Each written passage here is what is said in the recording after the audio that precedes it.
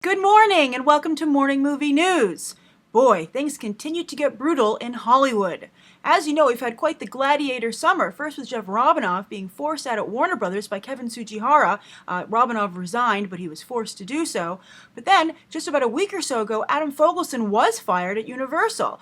Pushed out by Comcast, or fired by Comcast, not only because they wanted their own guy, but the rumor was they felt that Fogelson had too much of a domestic focus and wasn't looking at the global market enough. But then, ironically, just the other day, it was announced that Universal worldwide box office had passed the 2 billion mark for the first time ever. So it looks like Fogelson was looking at that global market. But he's out now.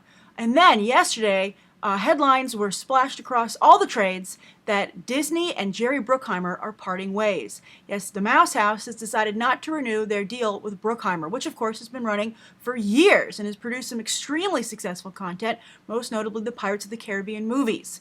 What went wrong? I think we all know what went wrong. It was the Lone Ranger. Wow, this is very similar to what happened with Rich Ross when John Carter tanked. He was the head of Disney Film at that time. He'd taken over from Dick Cook, and John Carter was such a spectacular failure that he was shown the door. And now the Lone Ranger, which, by the way, there was a lot of discussion before the film was made. They almost shelved it because they thought the budget was too out of control. But then, as you know, I covered here on Beyond the Trailer, Bruckheimer and Johnny Depp and company made some concessions, brought the budget down, only to have it go back up once they'd gotten the greenlit and were in production, and Disney was powerless really to stop it at that point. But they're not powerless now. They're flexing their muscle, and Bruckheimer is a free agent. Not for long, I'm sure. I mean, he does produce some wonderful films, and just because, I mean, The Lone Ranger was a spectacular flop, but I think that he's had spectacular hits, so I'm sure some other studio that isn't getting in the $2 billion range worldwide at the box office, like Disney and Universal, will be interested in picking up Bruckheimer. And he's not somebody who needs to be a studio head. It's just a producing deal. They give him they help fund his films, and it's a first look deal basically, where the producer, what a first look deal means is a producer has to take all their projects to this studio first in exchange for usually an office on the lot, paying for production office costs, things like that. And then if the studio can either produce that film that Bruckheimer has in mind, he comes to Disney and say, I want to make X film, and Disney can go, yes, that's a great idea. Or they can go, you know what, we don't really believe in that, good luck with it. And then Bruckheimer can take it to another studio. But Bruckheimer will just keep going. But I do wonder if this is like an amicable split. Maybe they're just both had a bad experience with the Lone Ranger, or Bruckheimer's taking a small hit here. It's very interesting. The politics of the business are becoming really. I mean, they've always been intense in Hollywood. If you pick up any great biography about anyone who's been powerful or had a powerful career in showbiz, you will see some amazing things happening behind the scenes. But I guess also one of the differences here is how it's no longer happening behind closed doors. This is stuff that gets covered in trades and, increasingly picked up by more consumer-friendly outlets like Beyond the Trailer. Because usually this stuff stays just in the business, it's called business-to-business sector, where there's business news reported only to business people. They don't try and bring in the audience or the people who are the consumers. That's why it's B for business and C is consumers. That's the slang for industry coverage. So I think it's fascinating. I think Bruckheimer will be fine, but it is a little bit of a black eye. So that's the first story of the day. Just some great industry gossip. And then the second story of the day, a number of you brought this to my attention yesterday, is that Pixar announced they're pushing The Good Dinosaur to 2015 from 2014. And then also Maleficent will take that Good Dinosaur date at the end of May. So A Million Ways to Die in the West is going up against it's Seth MacFarlane versus Angelina Jolie, basically. But with this Pixar revelation, what it means and what the headlines were was that 2014 will be the first year without a Pixar film since 2005. How do I feel about that? I think it's a good thing. I think that Pixar really needs to right itself. It needs to put its house in order because they were in such a winning streak for a very long time, and I feel that they've really lost their way as a company. Now, there was a rumor going on that they only had a certain amount of ideas. After the success of Toy Story, they all got together and they wrote down a bunch of ideas for films, and I think with around WALL-E, I think That was the last film on the list. They kind of didn't have any more ideas. And apparently, whoever was at that napkin meeting is either gone or tapped out, or I don't know what's going on. But, Pixar has become quite the sequel machine, a company that did not like sequels for a long time, and they have several of them planned. We have Finding Dory, Monsters University was their film this year. And they have some original films coming up. The Good Dinosaur, of course. Inside the Human Mind is also going to be a very original film. But if Disney and Pixar, Pixar particularly, if Pixar feels it needs this time to get things right, take it. I don't know how many more hits to their credibility they can take, because I've been very disappointed with Cars 2, Brave, Cars 1 to some degree, but that was so successful merchandising-wise, and it had done pretty well at the box office, but I think Cars 2 kind of was the Emperor's Clothes kind of scenario, where it kind of revealed just how crappy the first film and the second one were, and everyone kind of had to admit it at that point. But I think it's interesting, and I hope this isn't just like some delay. I hope they are working on quality, and I hope maybe the Pixar is aware of their own problem. That would be wonderful, because I love Pixar. I think they're a great company. Many of their films, like any moviegoer, are some of my favorites, and I would just like to see them get back to doing what they do best, instead of, what they're doing now. The third story, oh yes, this is another great business story. Relativity Media, which distributes quite a number of films, they started out as a company that financed films, largely through Universal. And that's why you had your Snow White war about a summer or so ago with Snow White and the Huntsman versus Mirror Mirror. Because Snow White and the Huntsman was Universal's Snow White feature that Relativity Media was helping to fund.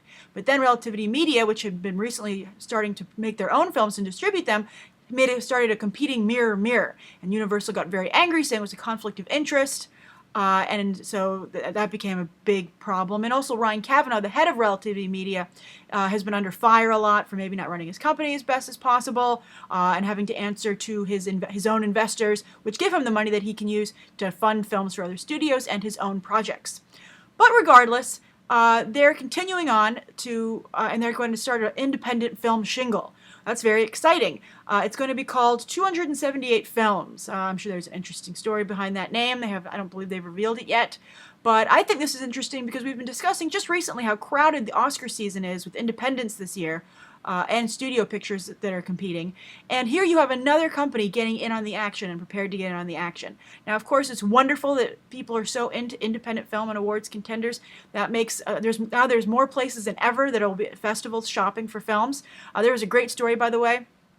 I forget. I think it's something like A Song Can Save Your Life. I think that's the name of it. It's from the guy who did Once. And it was been at the film festivals, and it premiered.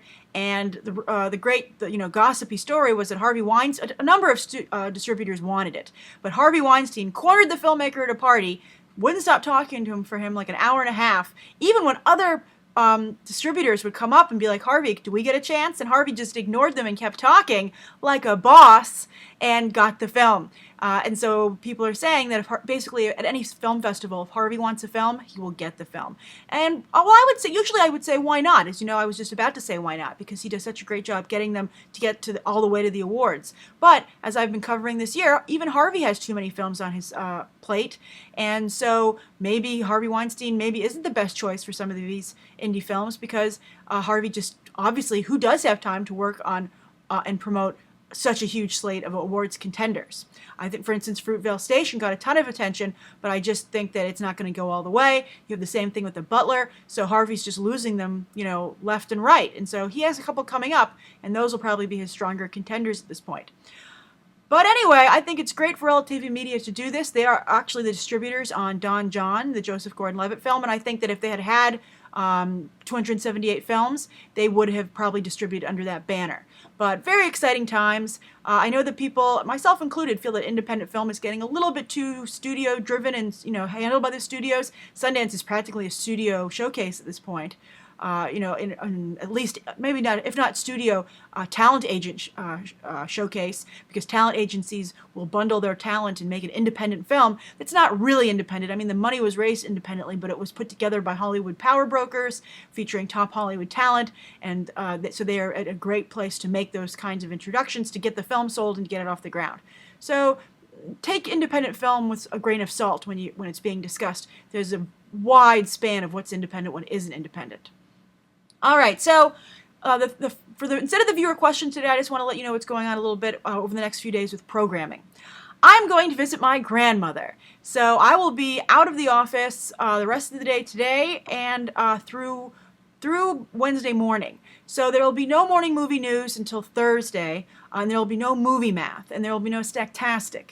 I want to thank everybody for being so patient with the problems. As you know, there's this traveling snafu, but also there have been some drama here at the office with equipment, and I am trying very hard to get this ship back on track and to write it, and there are no foreseeable delays after I get back from my trip, because I will be here working away and everything should be up and running smoothly by then.